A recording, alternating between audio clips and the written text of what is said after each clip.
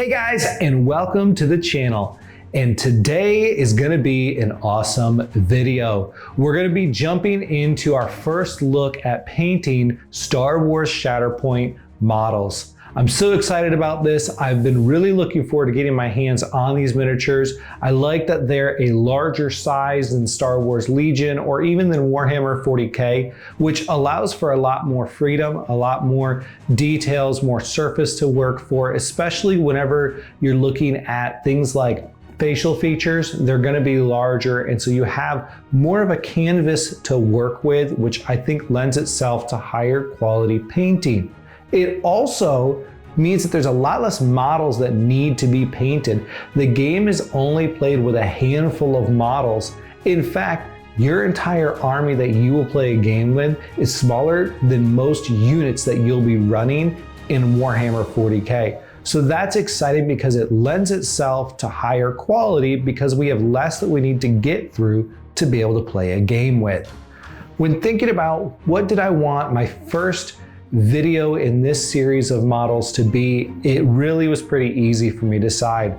I decided to go with something that's iconic to Star Wars, and that is white armor. Whether it's stormtroopers, whether it's clone troopers, whether it's the remnant troopers, it doesn't really matter. We always have this idea of white armor all throughout the Star Wars universe. So I decided it would be fun to look at a way to paint white armor in a little bit different method. I'm going with clone troopers because I have a soft spot for clone troopers. Star Wars Episode 2 was the one that got me truly into the Star Wars universe. I grew up watching the original trilogy, but I wasn't truly invested until I watched the Clone Wars, not the TV show, but the movie. And I fell in love with the white aesthetic of the clone troopers. I think it's truly an awesome look. Maybe not practical on the battlefield to be dressed in all white, but it looks great. But I really wanted to look at what is a different way to paint white. I didn't want to go with grays. I didn't want to go with whites. And so I started doing my research. I started doing what really all of us painters should be doing. I started looking for videos. I started looking for articles. I started going to books I have on painting, finding guys who are truly masters of the art and looking at the way that they painted white. I started by going and trying to find inspiration, trying to find some good ideas, and then taking those and coming back and sitting down and working on them until I found something that I liked. This is going to be very airbrush heavy. So I'm sorry if you don't have one, if you don't find that useful, because I wanted a high quality paint job. I enjoy using my airbrush. I figured this would be a great opportunity. Now, everything that's done here, you can do without an airbrush. I simply use one because I find it easy, I find it effective, and I find it just fun to work with, to be quite honest. So let's talk glazing really quick. A lot of times we watch videos of people who are using techniques that we don't fully understand. And glazing is one of those techniques that I think we struggle to fully understand a lot of times. When we're glazing, there's a lot of things that come into play. Obviously, we're using a thin down paint, and you can thin this down with water. You can thin it down with a medium, like a contrast medium. There's a lot of things out there for that, different mediums, different things you can thin it down with. But not only do you need it thinned down, but you also need to make sure that you're controlling how much paint you have on the brush. It's not a wash, and so if we really load up our brush with a lot of paint, it's actually going to behave like a wash. It's going to flow all over our miniature. We're going to lack the ability to control it. I think two of the biggest struggles that people have whenever it comes to glazing is, number one, they don't see an immediate result during painting. It's very subtle. When we're glazing, think about it this way. We're not as much laying down paint when we're using light glazes as we are tinting the color, okay? So when we have this white color and I'm going to glaze over at the very end a shadow into it, I don't really want to lay down paint so much as I want to tint the color of that white armor to be a deeper shade, to have more violet in it. We're tinting it with our glazes, and this isn't going to show up in a large way. This is going to be very subtle, and that's how we get those smooth transitions from one color, a much deeper color, to a much lighter color, is we use these thin glazes. So that's number one. Number two is this: I find that people struggle with having the patience to let it dry completely. They want to immediately come back. Well, it's 95% dry. Make sure that each layer is 100% dry. Take that time to let it dry. You will not regret this. It'll make it smoother. It'll keep you from really jacking up a beautiful paint job. Take your time, be patient. Use lots of glazes. Oftentimes one glaze is not going to do much. It might be 4, 5, 6, 7, 8. The number goes on. But glazing is highly important if you want these smooth transitions, and we're going to be doing a lot of glazing really as we work up from here. But it's not just, people love to say, hey, just thin your paints. It's not just thinning your paints. There's other things that go into it. But here's the thing: if glazing's new to you, it's a new technique. Don't quit on it because it was frustrating, you didn't get the result you wanted. Continue to work at it until you've mastered it, until you develop that skill. Oftentimes people watch these videos, they see techniques, they see tips, they see tricks, and they go, oh, I'm going to replicate that. You're not going to replicate that on the first try. You might not replicate that on the 20th try, but you're going to be getting closer and closer and closer, and continue to work at it. Don't become frustrated that your models don't look the same as someone else's, but instead look at the progress that you're making to increase the quality of them. Change what you're comparing yourself to, and you will enjoy painting so much more. If you become in love with the process of getting better, that means sitting down and painting and going, I'm going to try things that are different and that are new. I'm okay with making mistakes. You will, number one, you will improve so much faster. But number two, you will enjoy painting because it's not all about the end product. It's not all about, oh, I've got a model that I can take a picture of and I can put on Instagram or I can show off. But it's instead going, man, I worked hard to develop some skills. It's being able to look at a model and go, well, I see what I did right, but I also see what I did wrong. I see where I need to improve. That will make painting so much more enjoyable because it will be self-fulfilling. You'll know that you're accomplishing things even though the paint job may not look exactly like you wanted it to.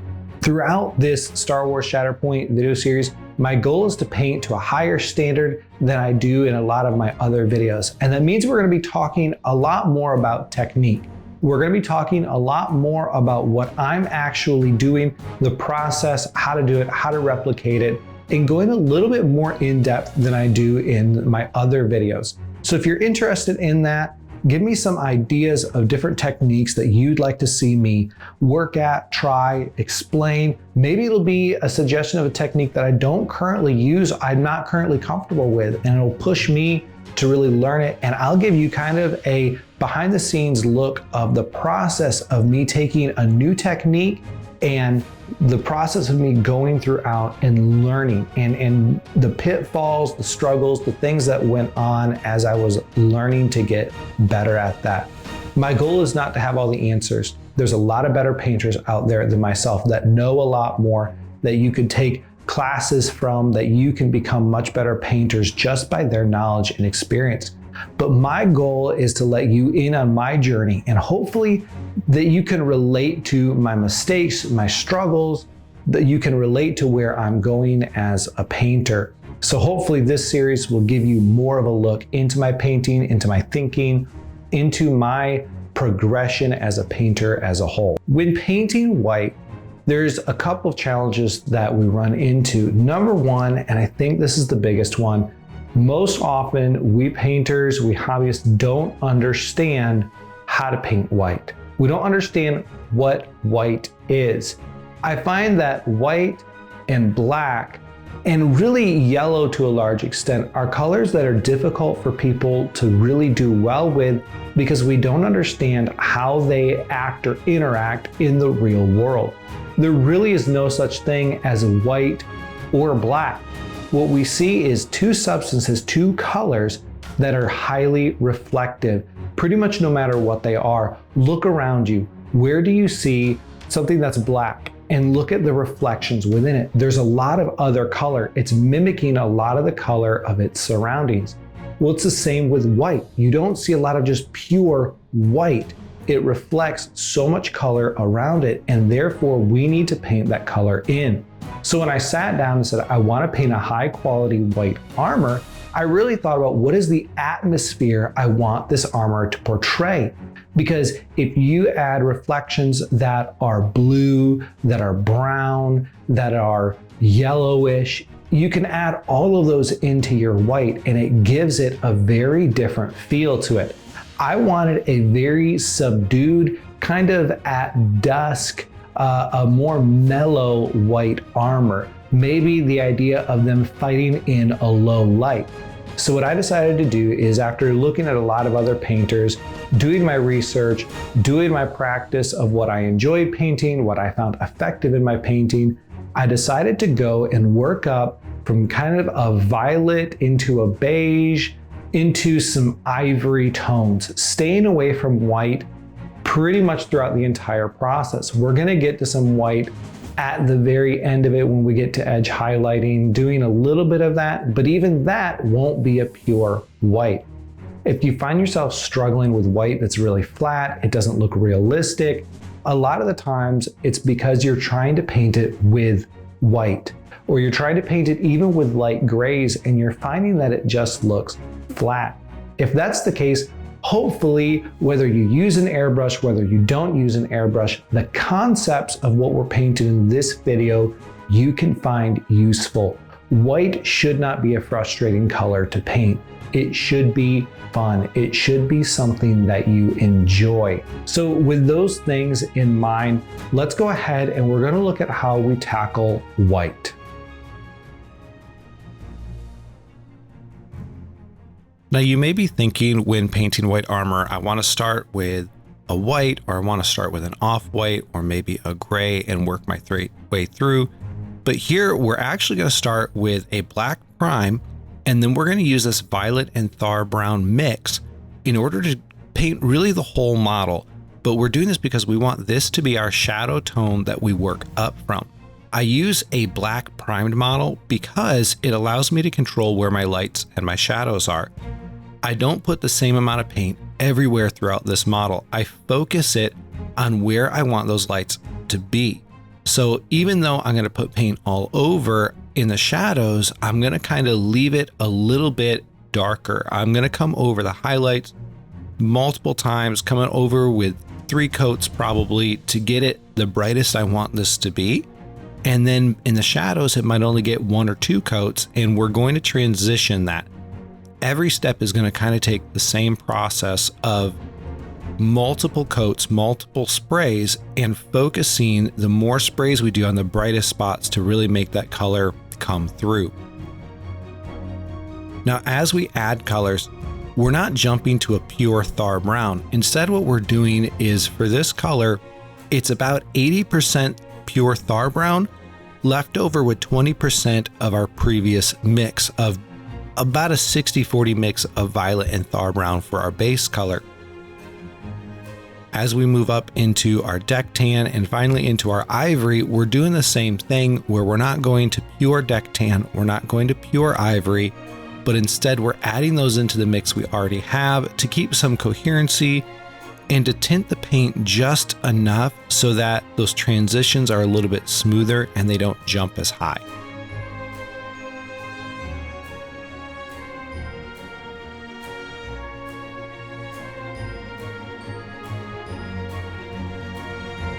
You can see here how this paint is flowing so much smoother than our violet and Thar brown did. I wasn't too worried about the speckling that was coming out with that first color because it was going to be really an all over spray. So I wasn't too concerned that I didn't have the settings in the paint dialed in the way I normally would. It was okay because a lot of that is just going to be covered back over.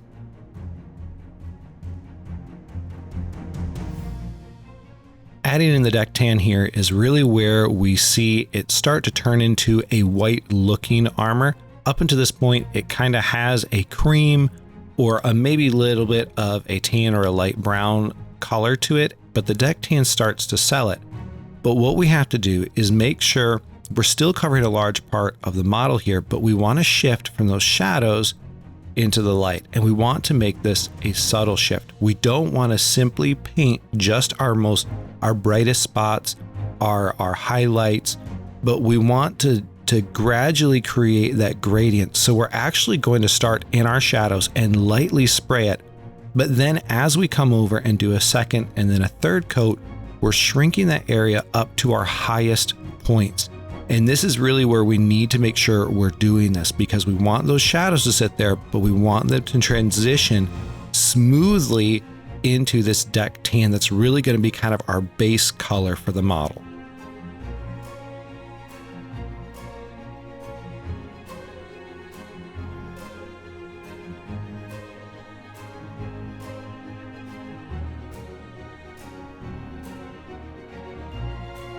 Adding in our ivory, and this will be our brightest highlight through the airbrush, and we're going to focus very specifically on just the highest parts of this. I didn't get a lot of video of this because it was out of focus and I was struggling for some reason with these shots, but it's really just the very highest points of light where the brightest reflections would sit. So putting away our airbrush, we pull out the brushes, and to create shadows, we're going to come back and we're going to use that base color that we originally started with. But we're going to water this down into more of a glaze, a very light glaze or a wash type of consistency. Now, one of the things you have to understand here is we want to be very careful that we're not loading a lot of the color onto our brush. If you were to load up a lot of it, what would happen is you would create some streaking. You would make that transition really, really obvious. There would basically be a line that would be showing where your shadow starts and where your highlights end, and we don't want that. Really what we're looking to get is just a tint. We're looking to tint this armor just a little bit towards that violet spectrum to create those nice soft shadows. And the reason we're doing this with a brush, even though we created some shadows with our airbrush, is to reinforce areas that may have gotten the highlight sprayed on them, and just to deepen them up a little bit, to give it a little bit more depth and a little bit more atmosphere to the armor. We're not doing any line shading, we're not doing any recess shading really. What we're focusing on is shadows. You can see on the inside of the legs, on recessed areas, on things that are underneath them, like the underparts of the arm, and really trying to create realism very, very subtly though. You can see how soft and how light that color is. Not a lot of paint that's sitting on there. It is really just tinting that color. We're not really adding paint, we're tinting the paint that's already on there.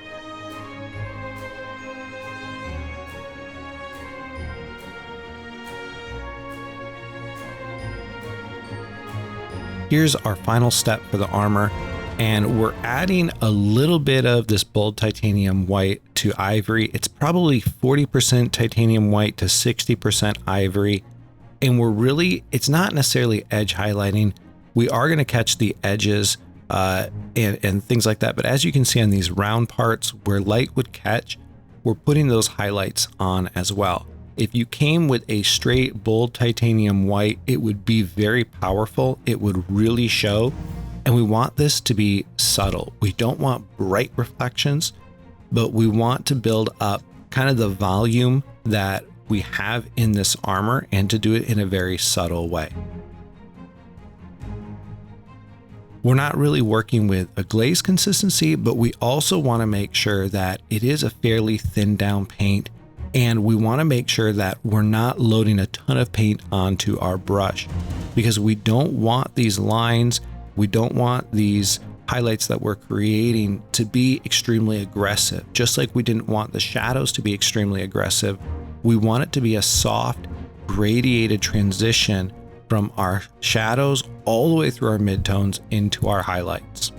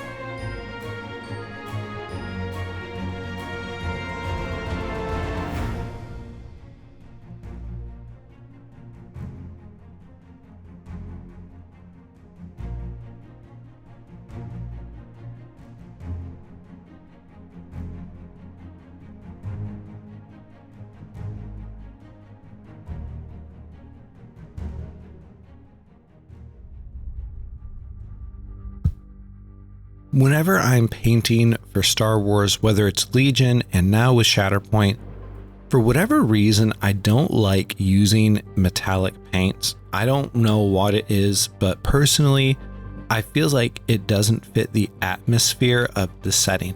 I like to use a lot more non-metallic stuff. I like to keep my metals a lot more subtle using grayscale and things like that. So that's what I've decided to do on these miniatures. Instead of painting just a straight black, we're mixing in some of this. It's really a deep blue. Maybe a dark sea blue from Vallejo would be a similar color that you could use. But I like my scale 75 colors, but it adds a little bit more contrast. It adds a little bit of color, a little bit of, I think, what helps sell the shine of metal here on the gun by mixing that in with our black. Now we're slowly going to mix in our blue-gray pale color, and we're going to do this in stages. And with every stage, we're going to shrink the area that we're covering it with. For this one, we're going to cover 80-ish% of it, really leaving the shadows, leaving the deeper parts there. As always, use this kind of thin down. We don't want a super thick paint. We don't want to make those transitions from one layer to the next super thick and opaque. We want them to be smooth. But you can see coming back over, we're going to shrink that area down a little bit. And one of the things with these scale 75 colors is they go on much stronger than they actually are when they dry. You can expect them to dry a little bit duller and not quite as bright as when you originally painted them on. It can be difficult to get used to, but it's actually really nice to give you an idea of where you're painting, but knowing that the full effect is actually going to be a little bit more muted than what you are. This will be our final highlight with just using our blue-gray pale. It's still not pure blue-gray pale. It's just mixing it into our original mix of Abyssal blue and coal black. Once again, shrinking more of the area that we're working in, building these highlights up to make it look like they're creating reflections. For the final highlight, we're going to add in a little bit of this ice yellow. This is one of my favorite colors to work with, but especially as a mix into bright highlights. It adds some tonal difference because it's that yellow, but it brightness, its luminosity for being yellow, and it just creates a little bit of contrast and color, and it looks really nice. And you can see here being very selective with where we put it.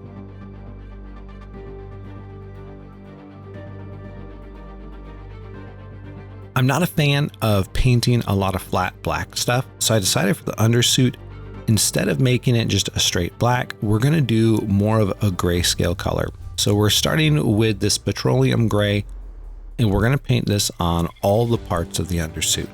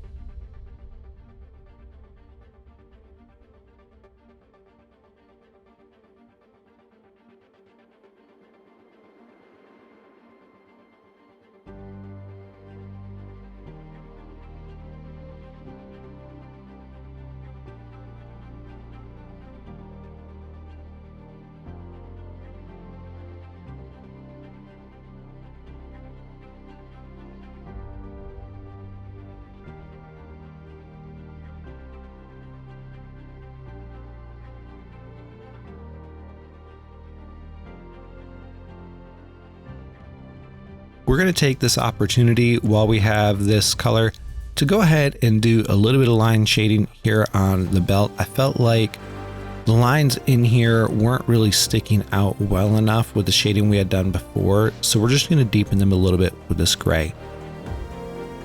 Now, just like with the gun that we used our blue-gray pale to create our gradations and our highlights, we're doing the same with ivory here. We're mixing it in by stages.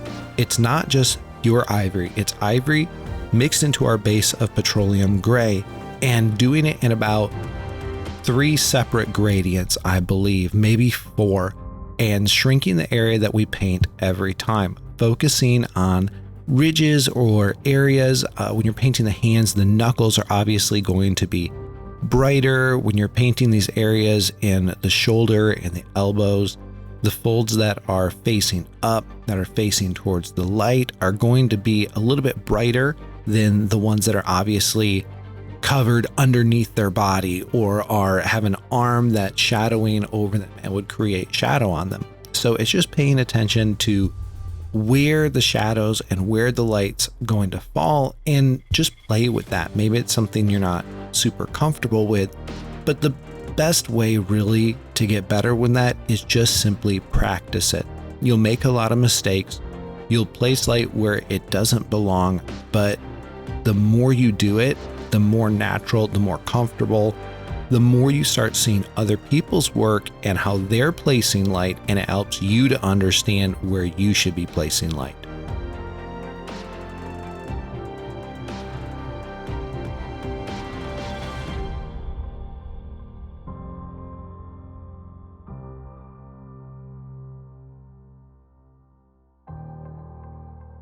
On areas where you have a lot of flat surface, like that area there in kind of his upper thigh for the undersuit, you get to kind of create your own lighting. You decide where light is going to hit. There's not any ridges there, but you want to break it up, because if it's just flat, it doesn't look natural. It doesn't look good. So take some chances, make some creative decisions. They don't even have to be realistic. It doesn't have to be the way it would work in the real world, although you can certainly go and grab a reference photo to help. But create those light transitions, do something there, make something up, create some highlights in order to break it up and not make it look flat and dull.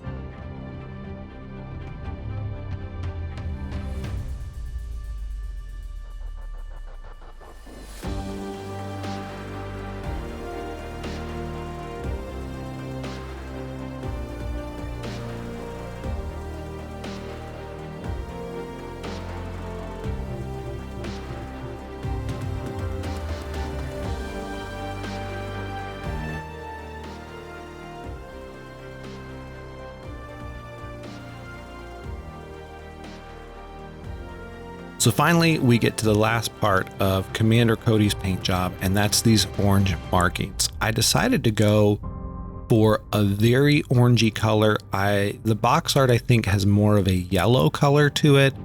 There's different versions of it depending on the artwork you're looking at, depending on even episodes within Clone Wars TV show or whatever that you're looking at. They have different color shades for Commander Cody and for the 212th. But I decided to use colors that I liked in orange that I really like and just run with it. And so we're using this Mars orange to start with. It's a really nice, not really a burnt orange, but kind of more of a muted orange. It's not bright, it's not safety orange or anything like that, but it has some nice tones to it. I think it's very warm and it's kind of an inviting orange to me. One of the nice things I really enjoyed about this sculpt is the fact that his markings across him are all sculpted into the actual figure themselves. When I was doing his troopers, when I was painting up Commander Pons, it was a little bit more difficult because the markings had to be free-handed, whether it was around the ankles, whether it was on the arms. You just had to do it freehand, and that obviously is more time consuming. Depending on your brush control, that can actually be quite a challenge. But the cool thing about Commander Cody's sculpt itself is that whether it's here on the leg, whether it's on his chest area, it's all sculpted into him, and it's easy areas to tell and to know that they're supposed to be painted like this.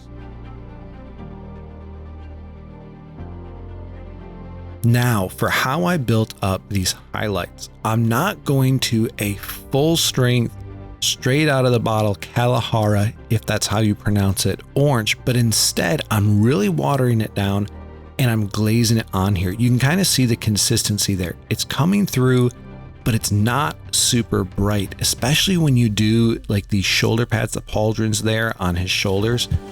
You got big flat surfaces to work with, and those can be difficult. But when you use a glaze, you can kind of build these colors up very naturally. You can build them up very slowly and easily and not worry as much about the jump from one color to the next. So what I'm going to do is I'm going to use this color in multiple stages. I believe it's 2 stages that I do with the Kalahara orange.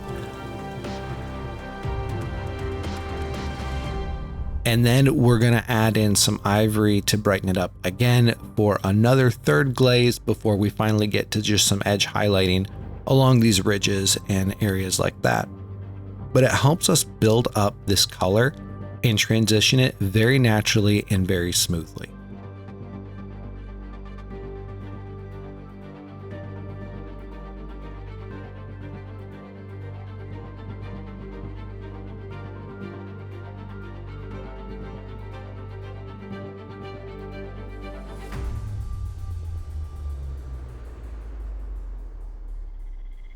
You can see here how it's getting brighter as we do go for a second glaze, a second highlight with that exact same color. And we're really coming over the same areas. We're making sure that we push the paint to where we want the highlights to be. We're pushing it towards the brightest spots and away from the shadows. And this helps to create that transition. You want to be very purposeful of where you're pushing the paint. Don't just move it around randomly. When you're doing this and you're trying to build these gradients and these transitions, when you're working with highlights, push your paint towards where you want the highlights to be. When you're working with shades, push the shades into the recesses, into the shadows. So here we are, we've added in our ivory, and we're going to come along all these edges and highlight it up, being very careful. We're being very soft. We don't want to be extremely aggressive. We don't want these really bright lines here at the edges. We want it to look more natural, just like the light's catching it and it's brightening it up a little bit.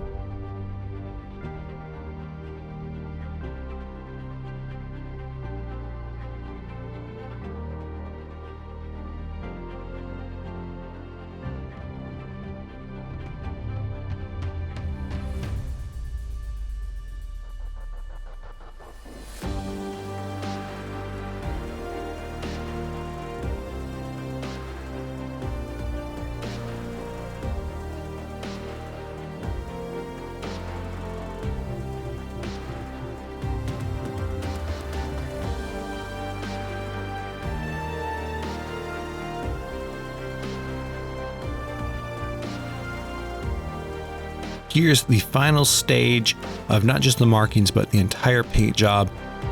And to me, maybe the most impactful stage of all. We're adding a little bit of violet into our Mars orange, the base color we started with for our markings, and we're watering it down to a wash consistency. And then here's what we're doing is we're coming back into our shadows and we're reinforcing more shadows into the model. Once again, just like how with our highlights, we were pushing our highlights towards the brightest spots where we want it to be brightest. With our shadows, we want to move our brush in a way where the brush is ending where we want our deepest shadows to lie. We want to push that glaze, push that wash into those recesses, into those shadowed areas. But also, for some of these areas, I wanted them a little bit darker. And so once the first coat had fully dried, I came back again with a wash, especially on like the sides of his visor, the thing he has on his helmet. I wanted that to be a little bit darker. I wanted that transition to be a little bit deeper there. So I came back a second time and did that as well.